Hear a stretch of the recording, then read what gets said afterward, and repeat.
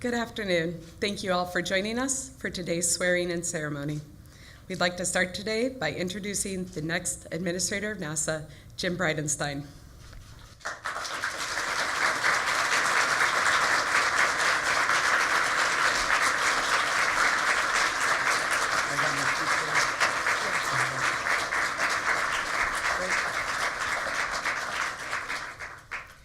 And now, ladies and gentlemen, please join us in welcoming the Vice President of the United States of America, Mike Pence.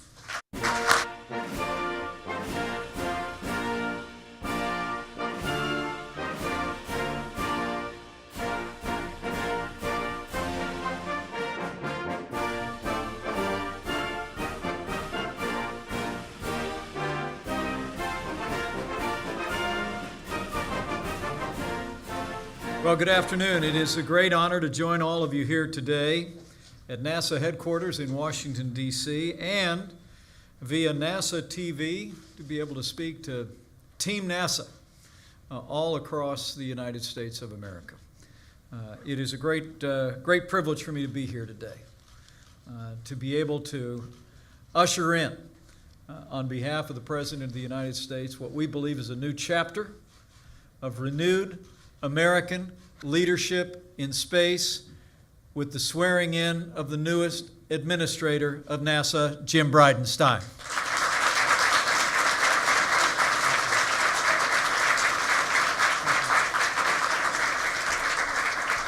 Let me thank a few people who are here, bring a few reflections, and then we'll get down to business, because I know that's what NASA is all about, not wasting a lot of time, but getting a lot done, getting it done quickly and efficiently. First and foremost, I want to thank several of our honored guests who are here. Senator Ted Cruz of Texas, thank you for your great leadership on behalf of space and for being with us here today. I also want to recognize the Bridenstine family that's with us today. You'll see a little bit more of them in a few minutes, but Jim's long and distinguished career in uniform and in public service would not have been possible without the dedication of his wonderful family, his wife Michelle and their 3 children, Walker and Sarah and Grant. We are honored to have you with us here today.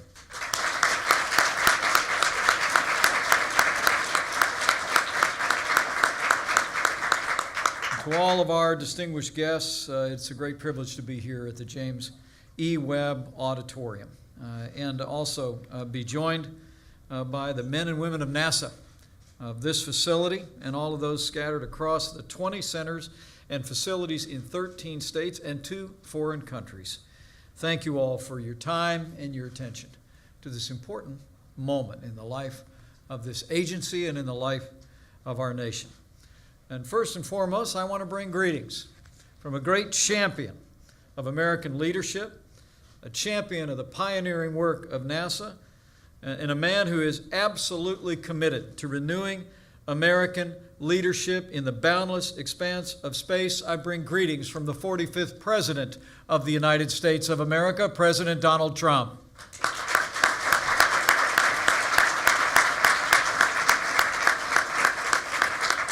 Since the very first day of our administration, President Trump has been keeping his promise to restore America's proud legacy and leadership in space. Last year, after it had lain dormant for nearly a quarter of a century, President Trump kept a promise that he made in the course of the campaign and relaunched the National Space Council, and it is my great honor as Vice President of the United States to serve as the chairman of the newly renewed National Space Council, and we've been busy and hard at work. Last December, President Trump also signed the first set of National Space Council's recommendations.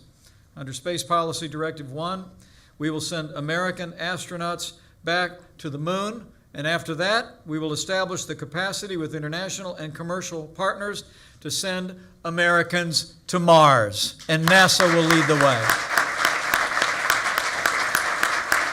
But Today marks the beginning of a new and exciting chapter for this storied agency, because President Trump has chosen a distinguished leader to serve as administrator of NASA in this new era of human space exploration, the Honorable Jim Bridenstine.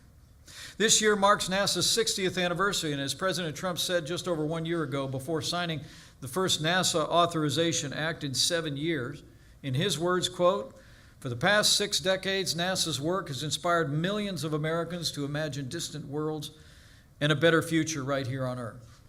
For my part, I've seen the importance of your work firsthand. I've traveled on the President's behalf to meet with the men and women of NASA at Johnson and Kennedy Space Centers and at the Marshall Space Flight Center. I was also inspired to meet the newest class of astronauts not too long ago, men and women who embody the courage and pioneering spirit that's always defined this country and will continue to spur our nation on to break new barriers, set new records, and carry America to even greater heights. The work that NASA does every day is essential also to America's national security. It's essential to our prosperity. And in a very real sense, as President Trump knows well, the work of NASA speaks to the very character of our nation. No matter what role you play in this great organization, you can be assured you have an advocate and an ally and a champion in President Donald Trump.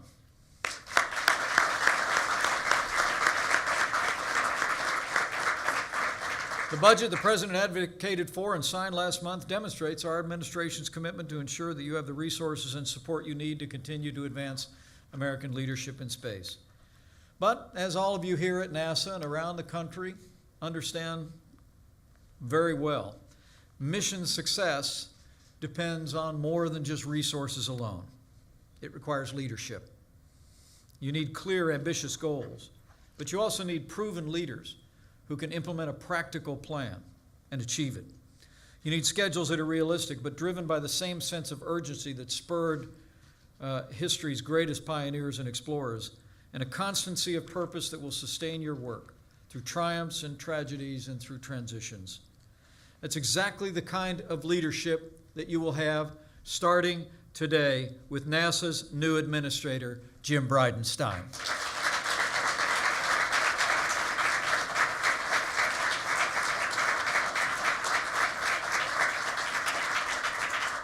Let me also, at Jim's urging, acknowledge someone else I just swore in a few minutes ago, a man who brings an extraordinary background in public service and private life, who also joins us here today with his wonderful family. The new Chief Financial Officer of NASA, Jeff DeWitt, is with us today. Thanks for stepping up.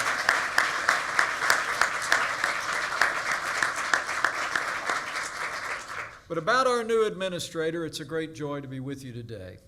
Following in the tradition of the leader who's memorialized by the name on this auditorium, the great James Webb, Jim Bridenstine comes from a distinguished career in the military, in public service, in management, and in business. And he will bring that full range of experience, as well as character, to his new role leading this vital agency. Jim Bridenstine began his career as a naval aviator, flying the E-2C Hawkeye off the USS Abraham Lincoln, where he performed combat missions in Iraq and Afghanistan. Over the course of his distinguished service, Jim gathered 1,900 flight hours and executed more than 300 carrier-arrested landings, an extraordinary accomplishment. He went on to fly the F-18 Hornet at the Naval Strike Air Warfare Center, and after 9 years of active duty, he served as the executive director of the Tulsa Air and Space Museum and Planetarium. But that didn't stop him from continuing to serve in uniform. In 2012, he was promoted Lieutenant Commander of the United States Navy Reserve while flying missions to combat drug trafficking in Central and South America. For the past 6 years, Jim has spent more time here in Washington, D.C. than he had in his prior life. He's represented the people of Oklahoma's 1st Congressional District in the House of Representatives with distinction, where he served on the Science, Space, and Technology Committee. And Jim Bridenstine played a lead role in authoring the American Space Renaissance Act and earned a reputation, quite frankly, as one of Congress's most dedicated champions of American space leadership. That's not surprising, though, given Jim's reputation for educational excellence as well. He actually triple majored as an undergraduate at Rice University. Triple majored.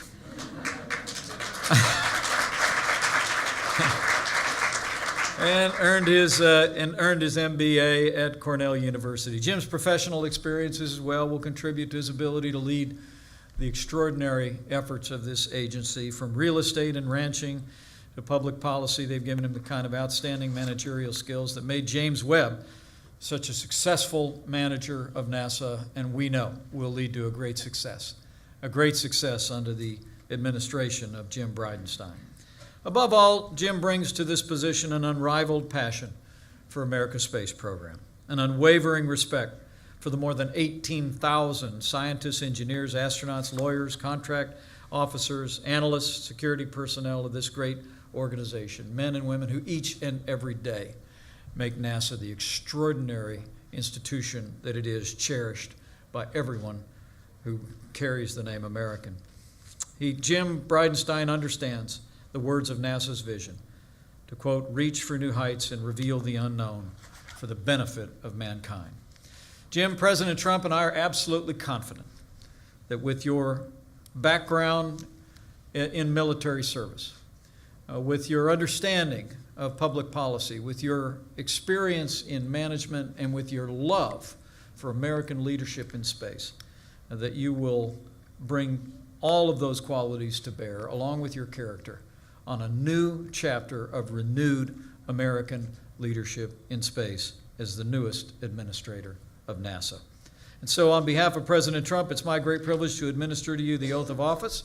If your family would like to join us up on stage, we'll do that now. Thank you.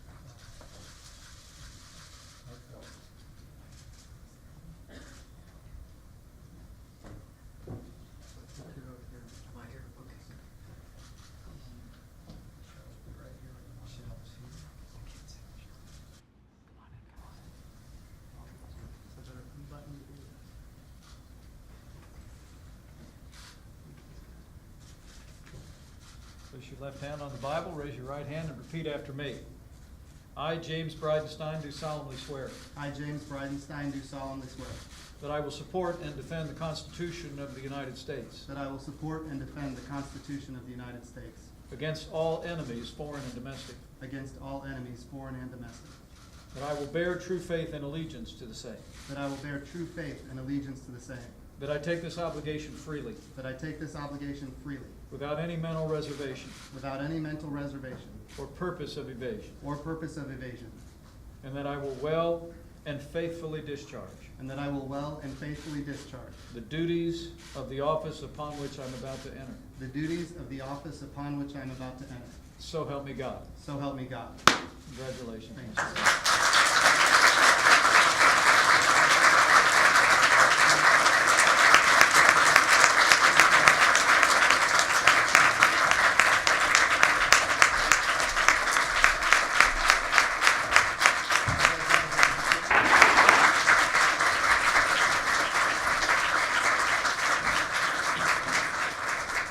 Ladies and gentlemen, it is a great privilege for me to introduce to you the new administrator of the National Aeronautics and Space Administration, Jim Bridenstine.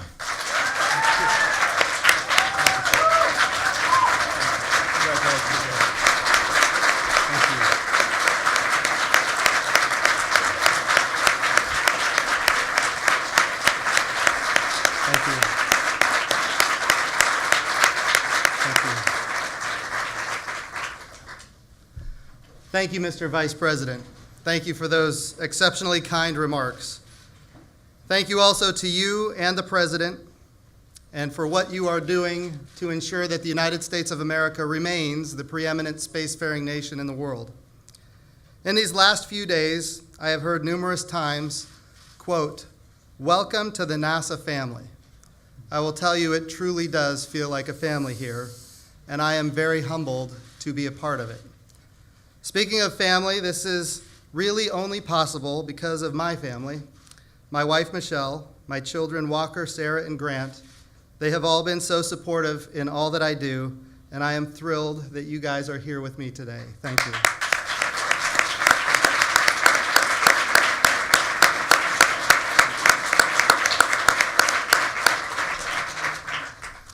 Thank you also to my congressional staff, who have spent an inordinate amount of time and work helping me develop and promote our space policy objectives in Congress. They, along with the NASA political staff, have supported me throughout the confirmation process and ensured that I was as prepared as possible every step along the way. I would not be here without the time, education, and support of stakeholders across the entire space community, from industry to academia and government. All of you have been great partners, and they've been immensely helpful and valuable resources for me and my team. To my friends in Congress, Chairman Ted Cruz, thank you for all the help you have provided. I'd also like to thank Chairman Smith and Chairman Babin and Ranking Member Perlmutter. Your friendship has been invaluable, and your bipartisan, that's important in space, it's been very bipartisan. Your bipartisan leadership has been critical to our country. I am excited to continue working with you in this new role. I also want to thank Robert Lightfoot for his strong leadership as the acting administrator during a time of transition, and for his decades of service to NASA and to our great country.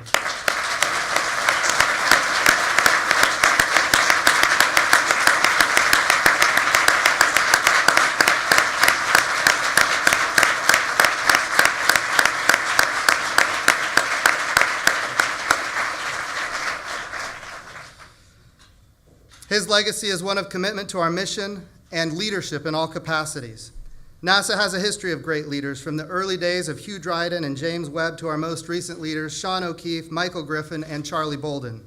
I will do my best to serve our storied agency to the utmost of my abilities as we reach for new heights and reveal the unknown for the benefit of humankind. NASA represents what is best about the United States of America. We lead, we discover, we pioneer, and we inspire. I look forward to our journey together. Thank you so much. We're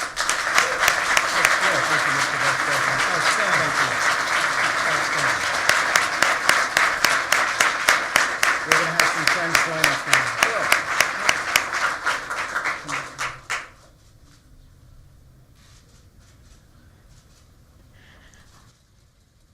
now. ISS, this is headquarters. How do you hear us?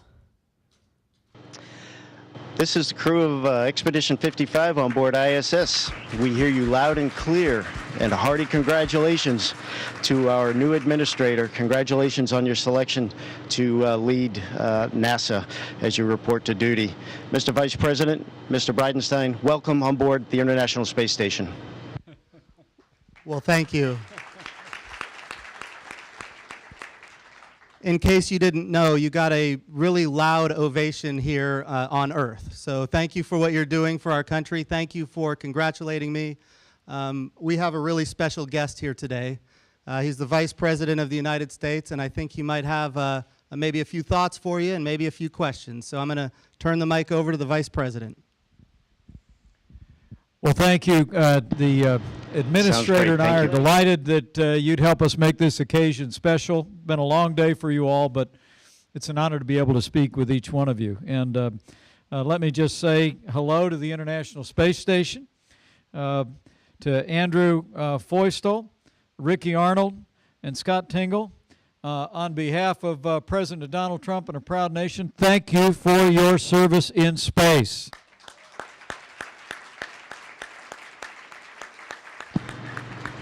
Thank you, Mr. Vice President. It's truly an honor to serve in such a great capacity at the leading edge of human spaceflight, and we're honored to have this meeting with all of you today.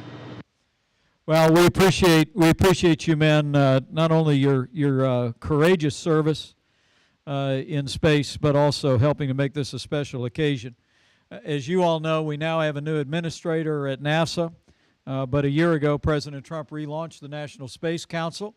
And our administration is going to continue to work to ensure that the United States continues to lead in space. You are all a part of that today, but I know how proud you are to know that your nation is once again stepping forward to lead in space, and particularly to lead in human exploration. But I thank you for being part of the vanguard of space in this day, and you have our prayers and our gratitude. They did tell me I could ask a couple of questions of you while we have the connection. Andrew and Ricky, I understand you two are space veterans. Could you maybe reflect on how you've seen our space capabilities change over the course of your career? Certainly can, and again, welcome to the space station. It's a privilege for us to speak with you both today and the rest of the folks at headquarters. For myself, as an astronaut for the last 18 years, I've seen us progress from the days of shuttle and the retirement of that spacecraft and embarking on a new endeavor after we had completed the space station now to move into commercial crew opportunities, and also with NASA's development of the Orion spacecraft that we hope will take us off to distant destinations, beginning, we hope, with the moon and eventually onto Mars and wherever that might lead us. But we're really excited about that and happy to have seen the shuttle do the work that it did. It was a magnificent spacecraft, and we certainly wouldn't have the International Space Station without it, but we're happy and excited to continue to move on with our capabilities.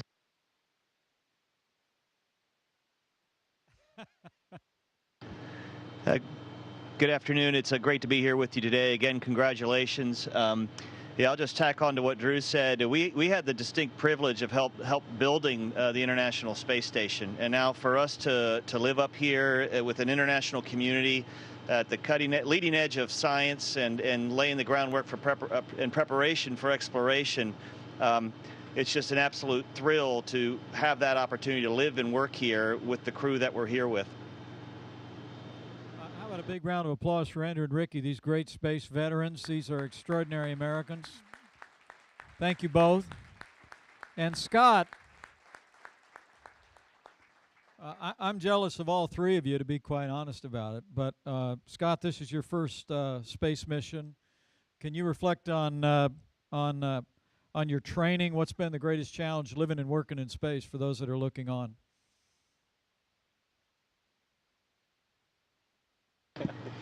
Well, the training was fantastic. You know, we have a lot of great folks that put their heart and soul into this back at home in all of the centers, as well as in our international partners. The team will water your eyes if you go through the process and watch the process work on yourself as you go through the training. By the time you get to the end of training, you feel so ready to go that you're not even afraid, you're not anxious, you're not anything. It's just you want to go do the job. And when we get up here, everything clicked in really well and fit into the right spot. So a lot of great things to say about our training team back at home. Oh, that's great. I know they appreciate hearing that, but why don't we give Scott a round of applause, too. First timer. Well done, Scott. This would be for the whole team. You know, the president has signed his first space policy directive that we're gonna renew America's commitment to human space exploration, starting with the moon on to Mars. Can you, any one of you can take this one, the work you're doing on the International Space Station, the experiments. Can you reflect on how that's going to contribute to our ability to carry missions to the moon and to Mars?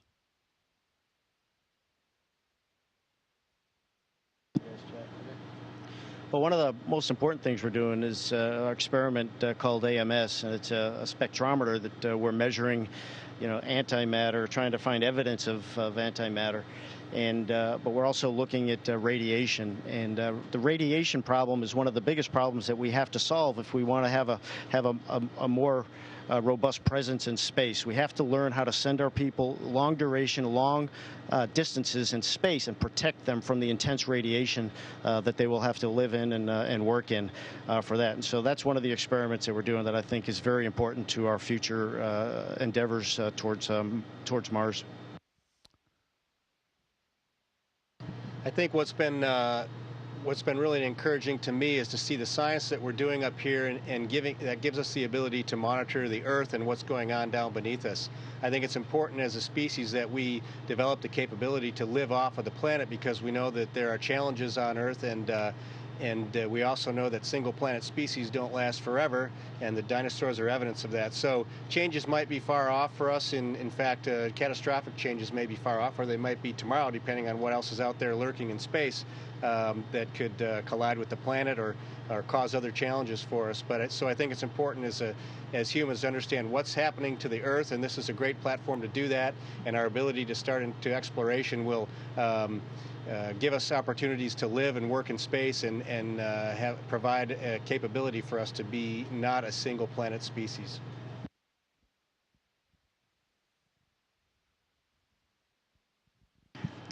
The International Space Station, I really believe, is a beacon of hope of what humans can accomplish when they put aside their differences and work together for the common good.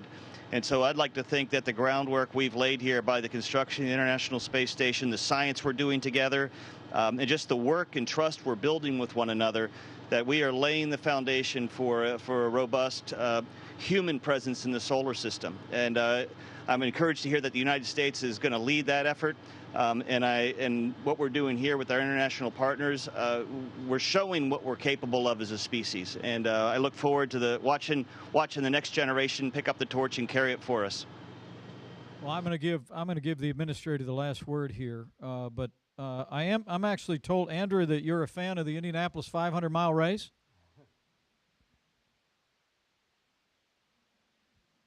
There are not many racing vehicles that I am not a fan of, but yeah, I've been watching races every weekend, getting some great shots from up above, and folks can look forward to another one of Indianapolis Motor Speedway here coming up in a couple of weeks. Well, I'll tell you what, Andrew, I know that all those race car drivers would be a little jealous of the speed that you're lapping right now. So I share your passion for motorsports, especially the Indy 500. Had to make that connection. Listen, I'm going to hand it back to our new administrator. I think we're about down to our time. I know it's late in the evening for all of you. I thought I'd give him the last word, but I hope all of you, even from the International Space Station, can see that in President Donald Trump, America is leading in space once again. We have a president that's absolutely determined to build on all the extraordinary work of the past 6 decades of NASA and make that just a preamble to great American leadership in the cosmos. So God bless you, Godspeed, and thank you for your courageous service in space. It's an honor to be with you all. Here's the administrator for the last word.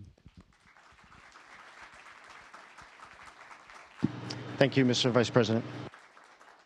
Well, thank you so much, Mr. Vice President.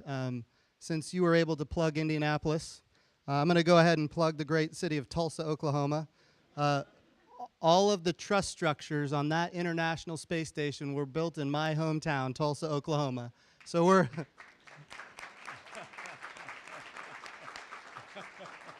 I'd like to say we have maybe a little more speed than the Indianapolis 500. But it's an honor to have you here today. We are down to our remaining 2 minutes. I just wanted to say America loves what you guys are doing, that we are thrilled for your levels of education, your commitment to the program, your commitment to our country, and we're thrilled that you were able to join us today on this very special day. I am deeply honored, so thank you all so much.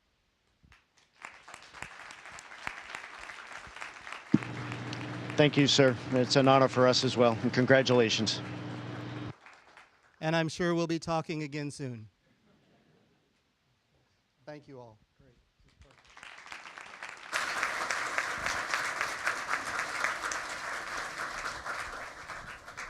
Thank you very much. Ladies and gentlemen, that will conclude our program today. Please join me one more time in a round of applause for the Vice President of the United States and our new NASA Administrator, Jim Bridenstine.